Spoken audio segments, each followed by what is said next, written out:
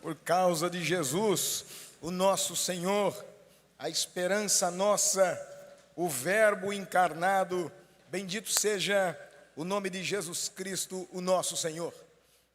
Queridos, nós estamos numa semana conominada aqui no Cone Sul da América e também na maior parte do mundo cristão, como o final da Semana Santa.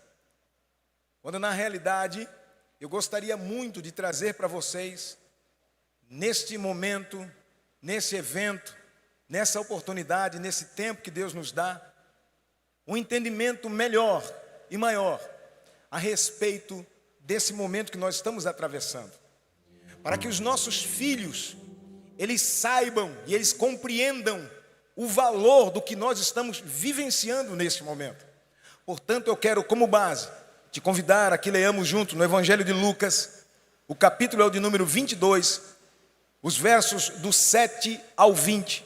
Nós vamos ler a palavra do Senhor, da vontade do Senhor Jesus, do seu sentimento, o momento em que Jesus, o Cordeiro de Deus, ele abre o seu ser, abre seu coração e fala aos discípulos. No versículo 7 está escrito assim: finalmente, chegou o dia dos pães sem fermento. Em algumas traduções fala dos pães ázimos, no qual deveria ser sacrificado o Cordeiro Pascal. Então Jesus enviou Pedro e João, recomendando da seguinte forma: ide, prepara-nos a Páscoa para que comamos juntos. E eles lhe perguntaram: onde quer que preparemos? Ao que ele lhes orientou: ao entrardes na cidade, encontrareis um homem carregando um pote de água, ou um cântaro de água. Segui-o até a casa que ele entrar. E comunicareis ao proprietário da casa: o mestre manda te perguntar, aonde é o lugar em que eu e os meus convidados poderei cear a Páscoa? Então lhes mostrará uma ampla sala no andar superior, toda mobilada. Ali fazei os preparativos. E seguindo tudo, encontraram conforme Jesus lhes havia predito e prepararam a Páscoa. Quando chegou o momento, Jesus e os seus discípulos se reclinaram à mesa. Então ele lhes revelou: tenho desejado ansiosamente comer convosco essa Páscoa antes da hora do meu sofrimento, ou antes que padeça. Pois vos afirmo que não comerei novamente, até que ela se cumpra no reino de Deus. E havendo tomado um cálice, ele deu graças e ordenou: tomai do cálice e partilhai entre vós. Pois vos declaro que, de agora em diante, não mais beberei do fruto da videira, até que venha o reino de Deus. E tomando pão, e havendo dado graças, o partiu e serviu aos discípulos, recomendando: isto é o meu corpo, que é partido em vosso favor. Fazei isso em memória de mim. Da mesma forma, depois de cear, tomou o cálice, e explicando disse: este cálice significa nova aliança no meu sangue, derramado por vós em vosso benefício. Você que crê nessa palavra pode dizer comigo amém? Eu quero orar por você, e que o Senhor Espírito Santo venha elucidar na nossa mente, e que venha fazer sentido essa palavra no seu, no meu, no nosso coração, nessa semana de Páscoa. Oremos ao Senhor. Pai Todo-Poderoso, mais uma vez na Tua presença aqui estamos, para Te agradecer pelo dom da vida, Te agradecer, meu Pai, pela revelação da Tua palavra, que para nós chove como chuva temporã e serôdia, nos ensina regando a nossa terra, preparando-nos para que possamos dar muitos frutos com a semente da Tua palavra. Que ela venha nesse momento ensinar os nossos corações, nos redarguir, nos orientar para que possamos ir mais adiante, louvando e engrandecendo o Teu nome, por causa de Jesus Cristo, o nosso Senhor. É o meu pedido e é no que eu creio. Amém. Você pode tomar assento. Você que está aí na sua casa, eu quero dizer para você que Jesus, nós estamos num culto de ceia, mas nem sempre as pessoas conseguem diferenciar a ceia da Páscoa da festa dos pães ázimos. Na verdade, o Senhor Jesus, diferente da maioria de nós, que temos dificuldade em nos focar, e qualquer evento, qualquer dificuldade ou enfermidade, dor, pode nos afastar da nossa meta. Jesus, ele tinha foco, ele sabia a que veio. E em se falando dessa forma, imagine você o quão pesado, o quão difícil foi para Jesus, sabendo que ele nasceu, Gedielson, nasceu para morrer da mais tremenda morte, Glesley.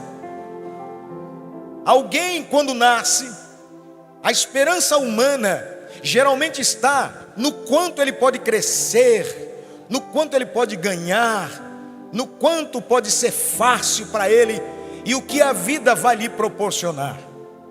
Mas Jesus, diferentemente da maioria de nós, ele sabia do seu propósito e não se moveu do seu propósito. Na semana anterior, e eu gostaria aqui de citar para vocês que o calendário judaico é muito diferente do calendário cristão ou gregoriano. Há mais de 3.500 anos, a história vem preparando, vem falando sobre o advento do Messias. E nós hoje, 3.500 anos aproximadamente depois, ainda falamos dessa palavra tão forte, porque as suas bases são fortes.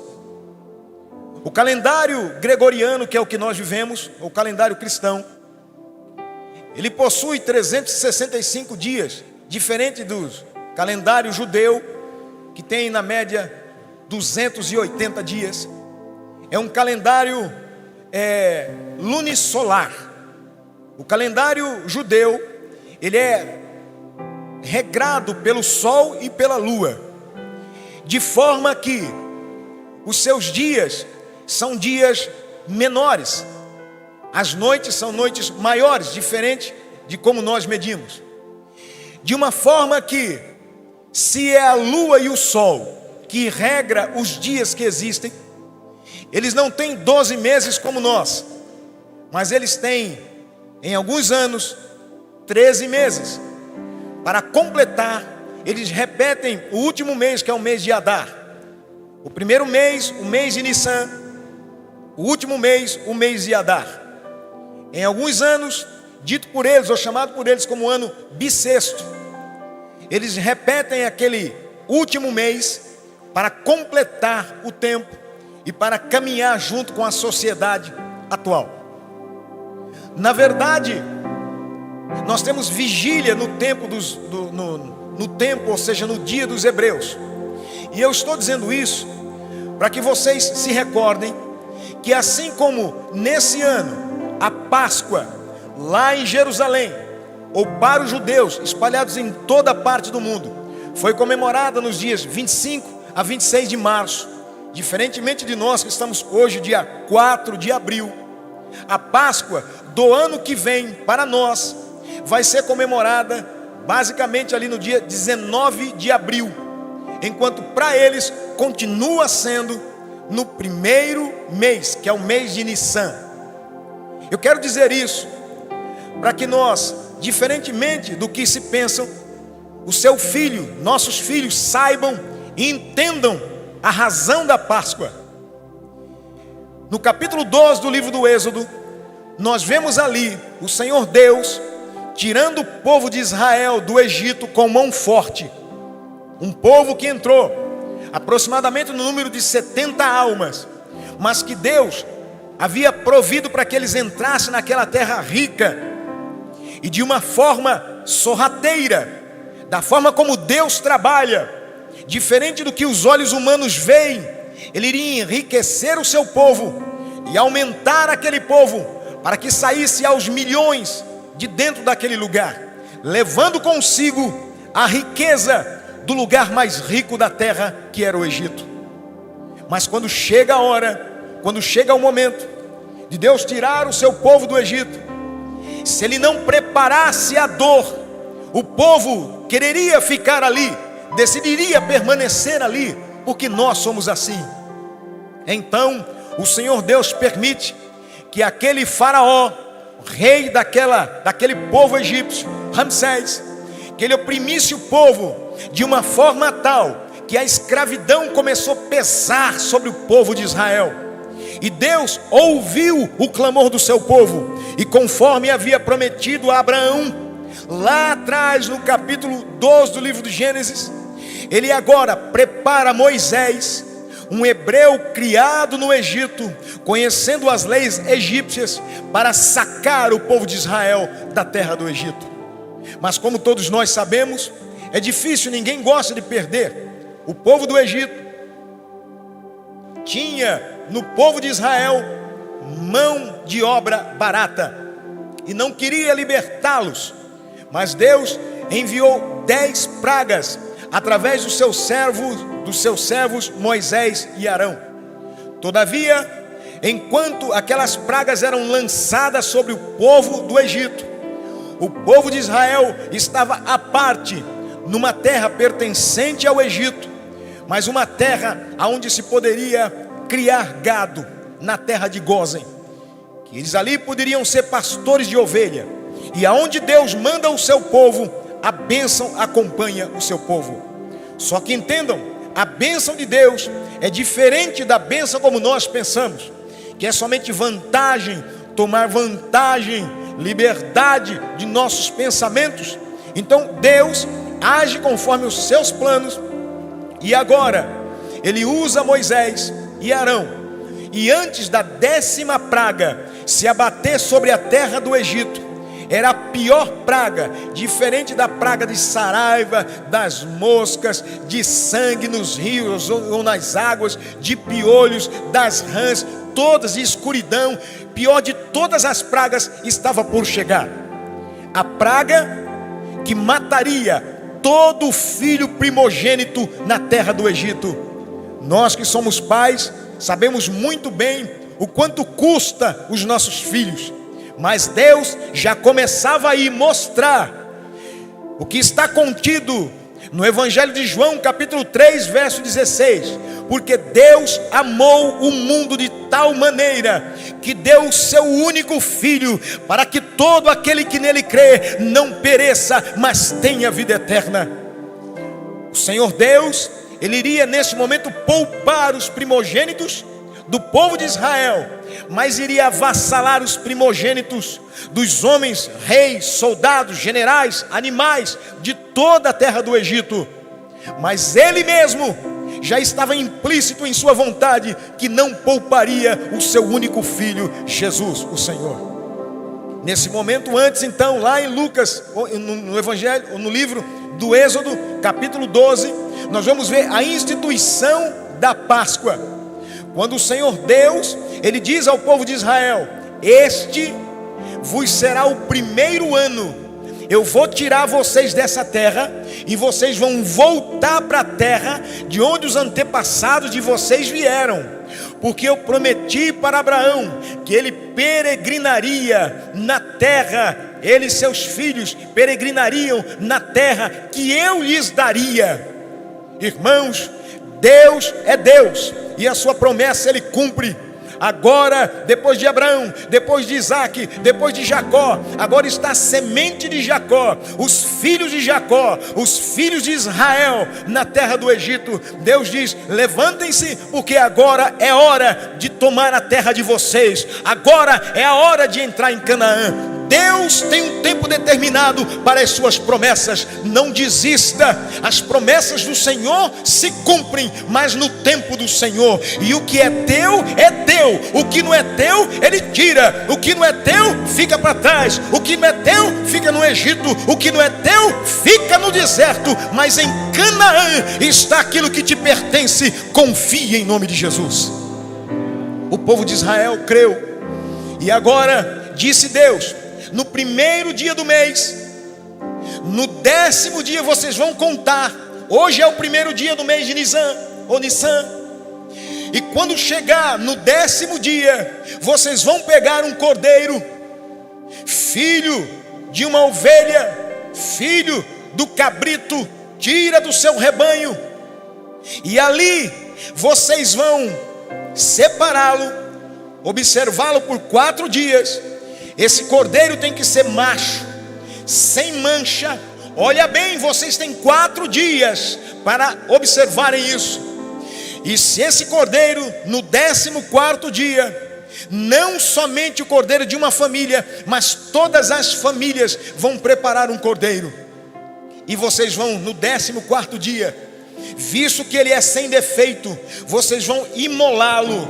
E explique isso para os seus filhos, conte isso para os seus filhos, porque infelizmente muitos dos nossos filhos pensam que a Páscoa é simplesmente um coelho, é um ovo de Páscoa. Pastor, isso é pecado? Não, irmãos. Pode dar a guloseima de acordo com a dieta de saúde que cada pai tiver, pode entregar para o seu filho, mas conte a verdade que está por detrás do que a mídia atual, do que o mundo tenta esconder.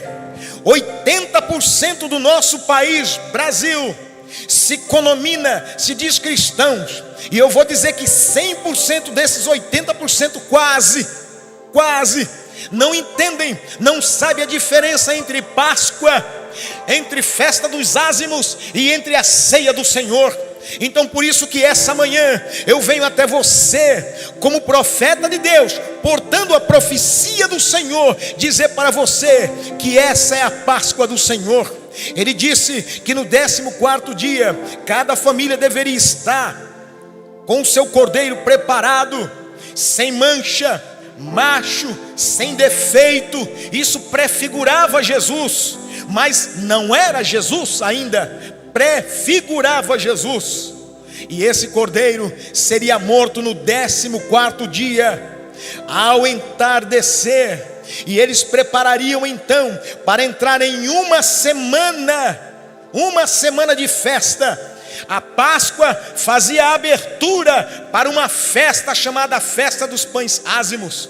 A Páscoa compunha desse tempo de imolação do cordeiro, pegar o seu sangue, passar nos umbrais das portas, para que repreendesse, ou que o anjo da morte não entrasse na casa dos hebreus.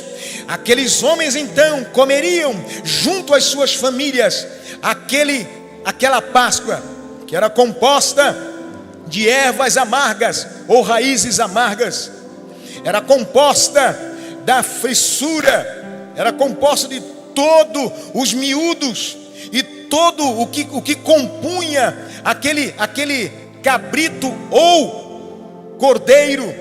Ele seria assado, nada seria cozido. Ele deveria ser assado. Eu não sei se isso lembra ou aponta para alguma coisa.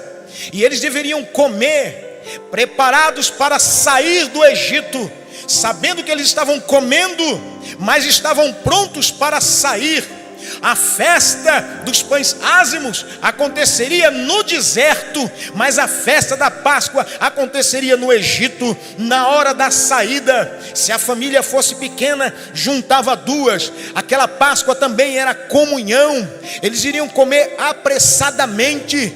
E o Senhor ensina então o que seria a Páscoa, que está lá no capítulo 12 do livro do Êxodo. Nós vemos então que a partir daí começavam 7 dias de festa chamada de pães ázimos, ou pães sem fermento, que lembra mais uma grande bolacha crayon cracker, ou de água e sal, um pão sem fermento algum. E eles comeriam, e durante essa semana inteira eles não deveriam trabalhar, mas eles deveriam sim, fariam o trabalho necessário à sua sobrevivência, mas eles deveriam falar dos milagres do Senhor, de como ele tirou o povo do Egito, contar para os seus filhos. A festa dos pães ázimos era para lembrar o povo, lembrar de geração em geração, festa perpétua. Ali então eles se alegrariam, eles cantariam. Essa era a festa dos ázimos. Jesus sabia de tudo isso. E nós vamos ver agora, e quero lembrar para vocês, eu disse aqui da festa da Páscoa e disse da festa dos ázimos. Jesus sabia disso. Chegou o momento, uma semana antes, ele vem preparando os seus discípulos para a sua crucificação. Jesus, vocês vão ver no capítulo 14 de João em diante, vocês vão ver no livro de Mateus, o evangelho de Lucas, o evangelho de Marcos.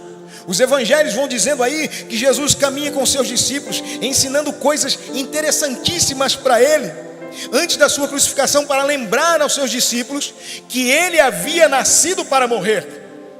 Eu me lembro aqui de um quadro, e eu quero até pedir desculpa às minhas irmãs das Libras, saudando aí toda a comunidade surda, mas eu quero citar algo aqui que talvez seja difícil para vocês dizerem, mas um dos discípulos, chamado Rafaelita, um pintor muito famoso, chamado Roman Hunt, ele pintou pelo menos 2 quadros que confrontavam a cultura renascentista. Quem estudou história sabe o que eu estou dizendo. Ele era um discípulo rafaelita, que era tido como aquelas pessoas muito sentimentais. E eu quero dizer para você, eu sou sentimental. E ele pintou 2 quadros. Um deles é a porta, onde Jesus está figurando Apocalipse capítulo 3, verso 20, onde figuradamente ali estaria Jesus do lado de fora de uma porta, batendo, mas não há fechadura pelo lado de fora, porque a fechadura está pelo lado de dentro, e só quem pode abrir é quem mora na casa, dizendo assim que o coração de cada pessoa só pode ser aberto para Jesus pela pessoa, que Jesus é educado. Porque ele, Jesus, disse em Apocalipse capítulo 3 e 20: eis que eu estou à porta e bato. Se alguém ouvir a minha voz e abrir, eu entrarei, vou cear com ele e ele comigo. Mas eu quero também citar um outro quadro de Roman Hunt, que diz o seguinte: ele mostra ali na sua pintura, é uma pintura, irmãos, tá? Não estou trazendo aqui nenhuma figura herética, mas somente para lembrar o que está nos anais da história. Ali tem Jesus como filho do carpinteiro, dentro de uma carpintaria. De frente a ele há algumas ferramentas, como martelo, prego, entre outras. Eu não sou carpinteiro nem marceneiro, nem filho de marceneiro, como é aqui o nosso diácono Marcos Eleazar. Mas aquele Cristo figurado está nu da cintura para cima, ajoelhado ali, e os seus braços entreabertos. Ao lado está a figura de uma mulher que ele trabalha, uma mulher de madeira, mas que dá a entender ser a sua mãe, chorando, e ele ali entalha ela com os braços entreabertos, mas o sol entra pela janela, e ao lado, assim na parede, aparece o vulto de uma cruz. Isso é apenas um quadro, mas eu quero dizer para vocês que esse Jesus, ele sabia desde criança, porque está escrito, e nós vemos quando ele foi numa das festas da Páscoa, junto com a sua família, até Jerusalém, ele já sabia quem era ele. Ele tinha certeza aos 12 anos de quem era ele. Ele não era um adolescente revoltado, ele era Jesus, ele era o Senhor, ele sabia a que veio. E quando indagado pelos seus pais que esqueceram ele, ele disse: vocês não sabem que eu estou aqui para cuidar dos negócios do meu pai? Então, em se pensando assim, Roman Hunt fez muito bem, porque ele sabia que ao nascer, diferentemente de nós, quando nascemos, nós queremos uma criança para nós, ela vai ser nossa, e ao longo do tempo vai se desapegando. A mãe tem que abrir mão em algum momento, porque ela vai casar, o pai tem que abrir mão, mas nós queremos, é tão nosso, parece que nos pertence, parece que foi me dado e ninguém pode tirar. Mas eu quero dizer uma coisa: assim diz o Senhor: eu é que sei os planos que tenho a vosso respeito. E Jesus sabia do plano de Deus para a sua vida. É triste, irmãos, para um pai perder ou sepultar um filho, mas Deus nos deu o exemplo de que a missão da herança que nos leva à herança, é mais forte do que as circunstâncias. E a Páscoa para Jesus era algo vívido. Ele sabia desde o seu nascimento, também a sua mãe Maria, porque está escrito: quando aquele homem, Simeão, levantou aquela criança no colo, que era Jesus, filho de Maria, para consagrar, disse: uma espada transpassará a tua alma. Maria guardou aquilo no coração. Jesus tinha uma missão, Maria tinha uma missão, eu tenho uma missão, você tem uma missão. Pai, a tua missão é ensinar o teu filho a palavra imortal do nosso Deus Todo-Poderoso. Esse Jesus, ele carregava consigo a sua missão. E ele dizia que agora aos seus discípulos, ele dizia, ensinava para eles que a morte não acabaria com o seu reinado. Sabe por quê? Porque o reino dele não é desse mundo. Jesus começou a se despedir dos seus discípulos, e ele despediu dizendo: eu amo vocês. Glória seja dada ao nome do Senhor. Irmãos, mas a leitura que nós lemos aqui, a leitura que nós acabamos de fazer, nos mostra que o judeu, eles aprenderam sobre a Páscoa, aprenderam sobre a festa dos ázimos. E na leitura que nós lemos, está escrito ali como Jesus também havia aprendido. Mas Jesus veio não para abrogar, não para sepultar a lei, não para apagar a lei. Ele veio para cumprir, mas ele cumpriu nele. Então Jesus, o Todo-Poderoso, o nome sobre todo nome, disse: eu desejei muito comer com vocês essa Páscoa. Eu quero, irmãos, trazer à vossa memória. Imagina um menino de 12 anos pensando consigo: eu vou crescer para morrer crucificado numa cruz ali, porque ele era menino Deus. Ele sabia da sua missão. E você sabe a sua missão? E eu sei da minha missão. Jesus sabia que ele estava sendo criado nessa terra para morrer no Calvário, mas isso não fez dele alguém amargo, porque tendo amado os seus discípulos, ele amou-os até o fim. Eu vejo, irmãos, às vezes até observo, mesmo no ensaio de uma banda, às vezes num teatro, as pessoas às vezes olham torto quando o outro erra, protestam, mas Jesus não. Ele estava lembrando os seus discípulos com amor. Vocês não estão entendendo. Olha para mim, e eu vou dizer para você: quem corrige dessa forma sempre será amado, sempre será benquisto, sempre será seguido. E você e eu aprendemos com o Senhor Jesus. Essa é a Páscoa do Senhor. Agora, veja bem, quando o Senhor Jesus, ele comemorou essa Páscoa, era diferente da Páscoa comemorada hoje pelo judeu.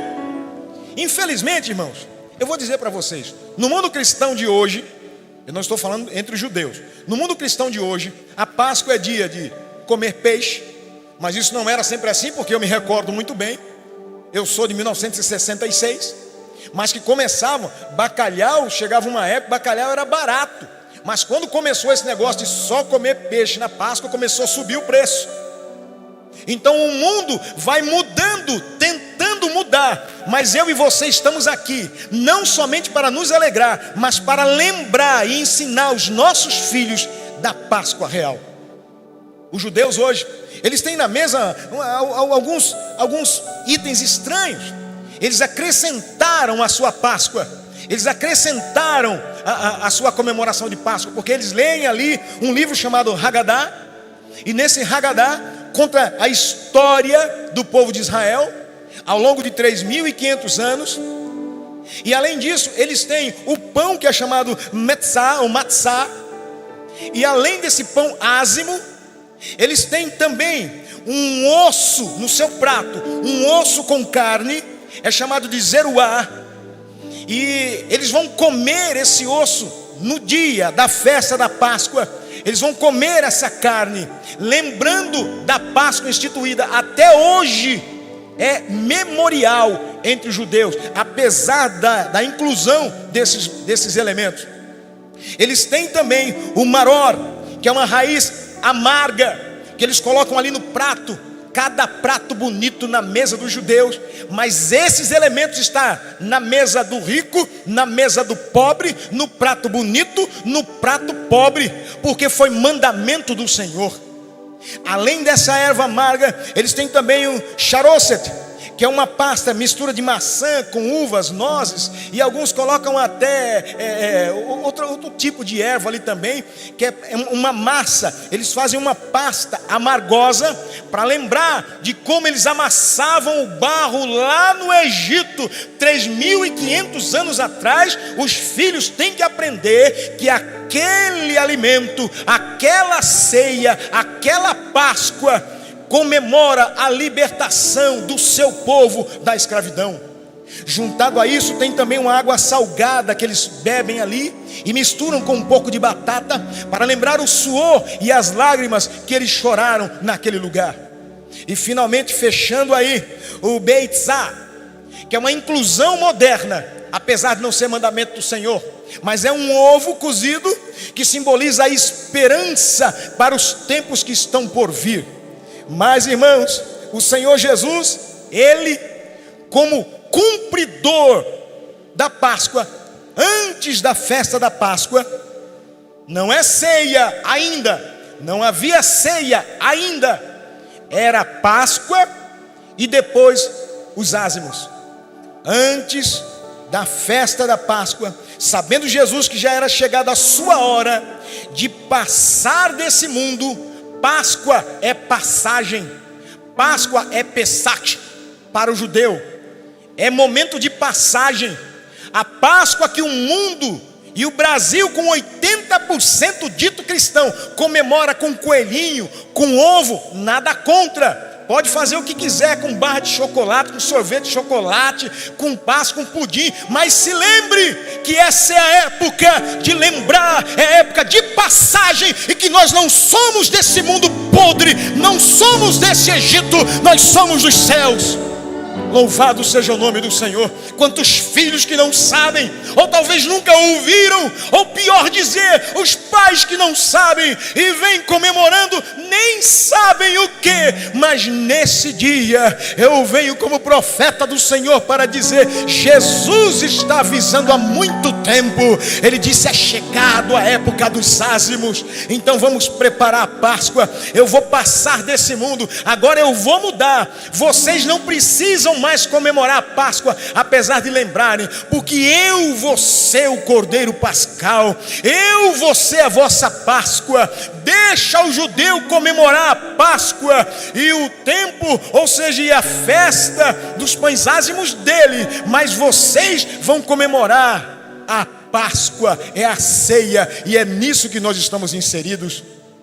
Jesus então, ele amando os seus discípulos até o fim, na segunda epístola aos Coríntios, capítulo 5, dos versos 14 ao 15, nós vamos ver que o apóstolo Paulo fez a mesma coisa. O amor de Jesus, o amor de Deus, tão grande na vida de Paulo, como na vida de muitos irmãos que estão me ouvindo agora, que constrangeu. Irmãos, esse amor não nos constrange? Esse amor de Jesus não nos constrange? Ele se fez o Cordeiro, ele se deixou morrer por causa de você, por causa de mim, e esse amor nos constrange.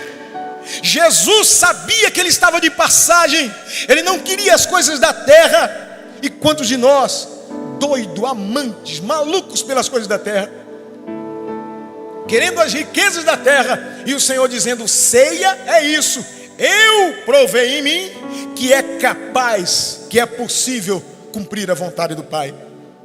Está escrito assim em 2 Coríntios 5, 14 e 15: porque o amor de Cristo nos constrange. E se nós entendemos isso, que se um morreu por todos, todos morreram. Aleluia. Sabe o que Paulo está dizendo aqui? É um pacto de sangue. Ele morreu por nós, e nós igual, já viu formiga? Quando você toca no formigueiro, alvoroça tudo. Se mexer no nome do Cordeiro, se mexer com um dos meus irmãos, está mexendo comigo. A ceia é para isso. Jesus quis dizer isso: eu vou morrer por vocês, façam a mesma coisa com os seus irmãos. Se necessário morrer, morram.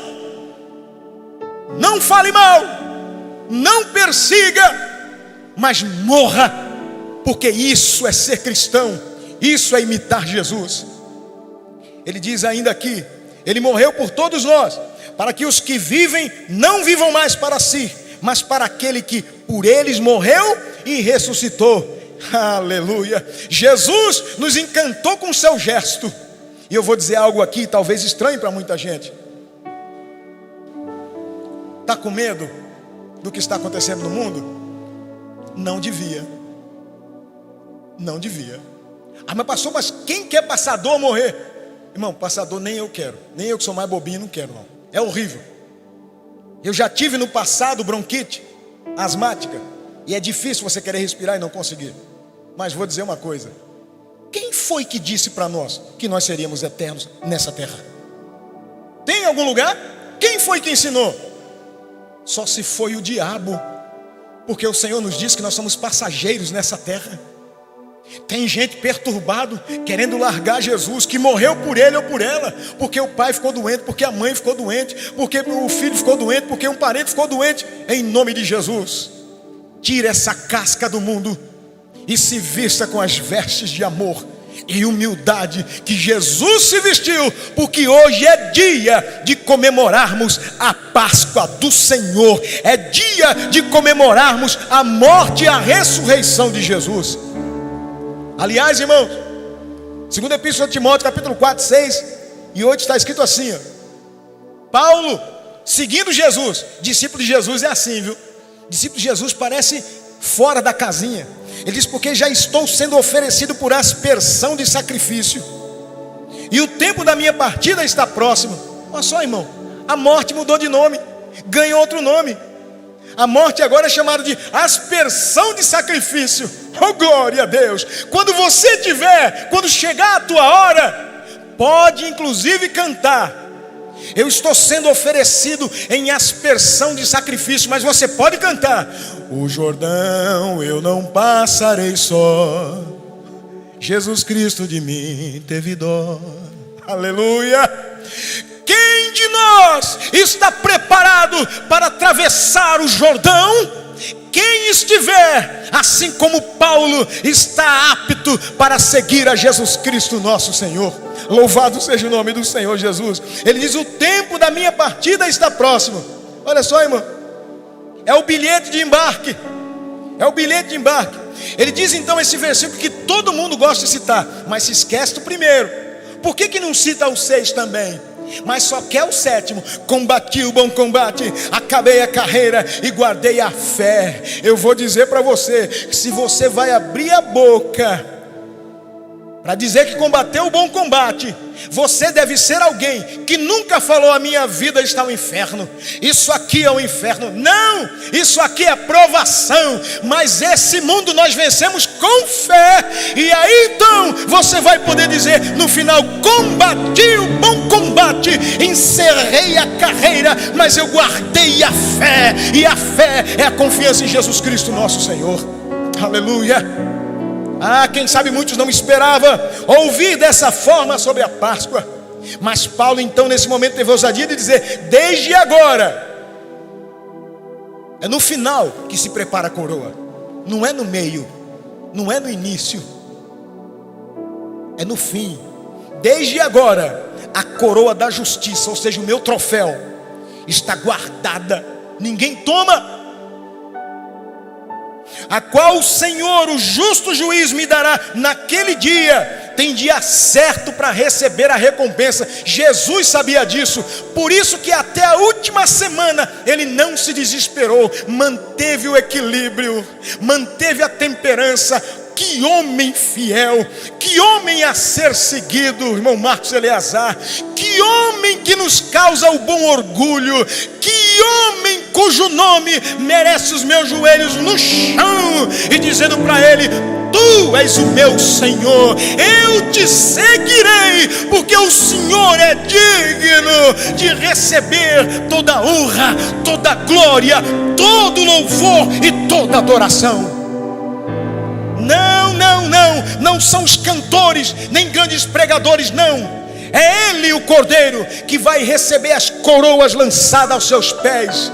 E eu quero, irmãos, se tiver direito à coroa, quero sacá-la para lançar diante do Senhor e dizer: foi só por causa do Senhor Jesus que eu cheguei aqui. Então o Senhor merece toda a honra e toda a glória. Louvado seja o nome do Senhor. Pedro também fala na sua primeira epístola, no capítulo 1, verso 7, dizendo que a nossa fé é muito mais preciosa do que o ouro que perece e é provado pelo fogo.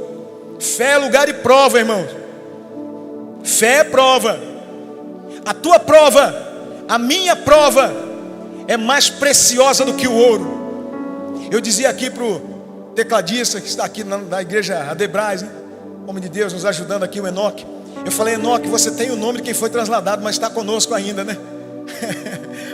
Eu estava fazendo alusão nesse caso. Ele está sendo provado. Nós estamos sendo provados. Jesus foi provado. Pastor, por que o senhor está dizendo isso? É culto de ceia.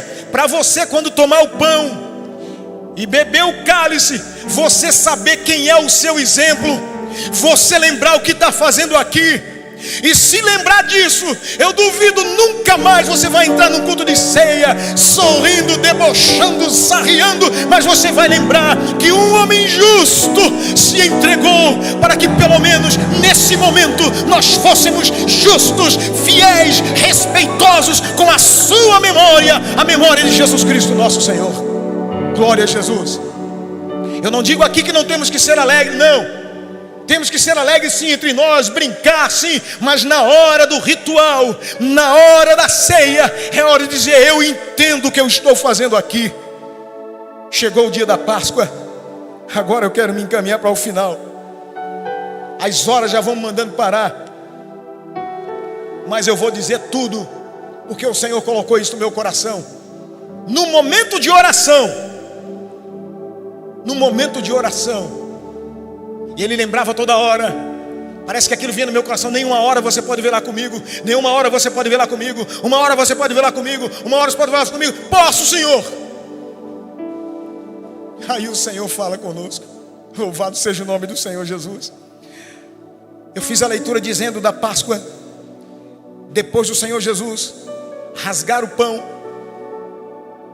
deu aos seus discípulos. Antes ele fez algo novo. Ele tomou um cálice dizendo: este cálice é a nova aliança. Ou seja, vocês não são mais judeus a partir daqui. Vocês não são mais homens comuns. Vocês são meus discípulos. Eu estou fazendo uma nova aliança com vocês. Sabe o que é nova aliança?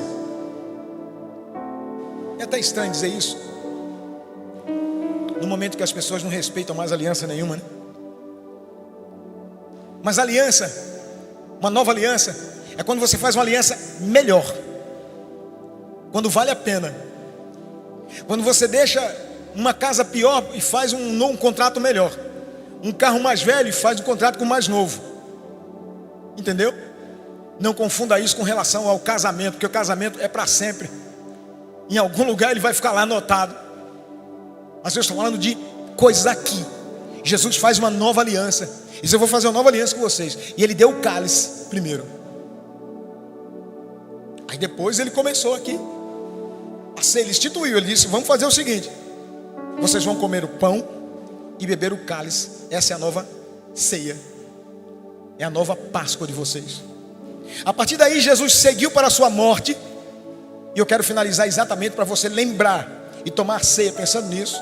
Para a sua morte por asfixia pulmonar, entre tantas outras coisas, por trauma no crânio, por perfuração nos pés, perfuração nas mãos, o pulmão inundado de sangue. É horrível, você não consegue respirar, o volume residual do pulmão diminui. Ele foi lanceteado, calado, recluso. Ele disse apenas 7 palavras, mas dentre essas palavras ele continuou dizendo, enquanto os soldados romanos o machucavam, ele foi esbofeteado, traído com um beijo. Eu não tenho tempo aqui para falar de cada um desses detalhes. Quem traiu Jesus, quem matou Jesus, foi os seus discípulos que não reagiram, que o deixaram sozinho. Foi Judas que o vendeu. Foi Caifás, o sacerdote da época. Foi Anás, que era o sacerdote da época. Caifás era exatamente o sogro de Anás. Foi o Sinédrio. Foi Pilatos. Foi Herodes. Foi Tibério César. Quem foi? Eu estou cônscio de que eu sou um dos responsáveis pela morte de Jesus. Se eu não me porto como um soldado, se eu não me porto como Tibério, se não me porto como Caifás, se não me porto como Anás, se não me porto como Judas, se não me porto como Pedro, eu me porto como algum deles. Eu sou responsável, mas eu sei que Ele disse para todos nós: Pai, perdoa-os, porque eles não sabem o que fazem. Em outras palavras, se eles soubessem quem eu sou e como eu vou me levantar, eles se derreteriam, eles se consumiriam, eles se arrastariam aos meus pés, mas ele ainda não sabe. Mas nesse momento, nessa manhã, noite talvez para vocês, quando você vir, nós vamos nos arrastar na presença do Senhor e dizer: honrado seja o teu nome, ó Rei da glória, Senhor dos senhores, aleluia. A terra não poderia beber o sangue daquele justo, por isso ela tremeu. Irmãos, é interessante que isso ficou gravado na história. Tremeu a terra de uma maneira tal, o sol se escondeu. Isso não quer dizer nada, irmão. A natureza fala: o sol olhando o meu Criador, olha o que estão fazendo com ele. Aleluia. As nuvens se ajuntaram e disseram: vamos fechar esse tempo. Veio escuridão, aleluia, glória a Jesus. A terra tremeu de uma forma tal que o grosso véu de 12 centímetros de espessura do templo rasgou, não trincou não, rasgou de alto a baixo, porque o Criador estava sendo morto. E é isso que eu venho comemorar nessa manhã. Aquela cruz portava a minha e a tua vitória. Um homem justo, ciente da sua causa, sabendo os seus passos, quem ele iria salvar. Nós o matamos, mas nós chegamos nesse momento para dizer: nos arrependemos, Senhor. A ti toda honra, toda glória, todo louvor e toda adoração. Não é possível que isso não constranja a tua, porque a minha alma, se eu não tivesse que falar, eu já estava aqui, era chorando. Eu estou à espera, irmãos, aleluia, de algo que eu não sei se Deus vai me dar. Se Ele não me der, Ele continua sendo o meu Rei, o meu amado, a razão do meu canto, e a minha alma se sacia com a sua presença. E se Ele me permitir cair, seja pelo vírus, seja pelo que for, se eu tiver chance, eu lhes digo, porque é o que sinto todos os dias da minha vida, não somente agora aqui, eu partirei dizendo: combati, guardei, aleluia, consegui, glória a Jesus, glória a Jesus. Eu fico pensando, estava aqui, irmão, lembrando, enquanto estava vendo os músicos aí tocando, do meu filho mais velho, Augusto, quando ele foi tirar sangue, a minha esposa disse: eu não vou, vai você. Que ela ia sentir, mas eu também sinto. As pessoas costumam dizer que só a mãe que sente, né, irmão? Ou eu sou um pai e mãe, ou está todo mundo errado, porque eu sinto, claro. Entrei ali e eu me lembro da sua fala, que se repetiria num momento semelhante com o Ricardo, e que se repetiria num momento semelhante de um acidente que o Yuri sofreu, também se repetiria. E o Senhor parece que fez de propósito, mas eu estava de olho na vida. Tem gente que vive a vida, irmão, a vida louca, Mas os servos de Deus vivem a vida no Filho de Deus. E todas essas vezes eu pensei, quando eu vi o sangue saindo do meu filho, eu lembro que ele dizia: pai, pai, não deixa. Eu me lembrava de Jesus dizendo: Rabá, Rabá, por que me desamparaste? Não é que ele tinha dúvida de Deus, não. Tem gente que se ampara aí para começar a xingar, fazer uma revolta contra Deus, não. Ele estava querendo dizer: não me deixa não, fica aqui, a tua presença me segura, a tua presença comigo me refaz. Quando o Senhor sai, porque eu estou cheio de pecado, porque está escrito lá no livro do Levítico, que é de Deuteronômio, que maldito aquele que é levantado numa cruz. E Jesus estava sendo feito maldito. Ele clamava ali: Abá, Abá, lama sabachthani. Ele dizia: não me desampara, fica comigo. Mas ele sabia, pode ter certeza, como um filho clama pelo pai, como meus filhos clamaram. E eu me lembro de cada um deles chorando, mas porque queria a presença do pai. O pai envolvendo. O Yuri foi o último. Enquanto o sangue vertia do seu pé cortado ali, eu segurando com a mão e com ele no colo e levando do mesmo jeito. Deus estava dizendo: meu filho, daqui a pouco eu vou te ressuscitar. Daqui a pouco você vai estar levantado. E eu vou te dar nações por herança. Eu vou te dar homens e mulheres apaixonados por você, e que vão se reunir e vão louvar o teu nome, como tu me louvas nesse momento. Bendito seja o nome do Senhor, aleluia. Eu vou parar por aqui. Vou parar por aqui. Mas vou dizer uma coisa: a minha vitória e a tua vitória está na cruz.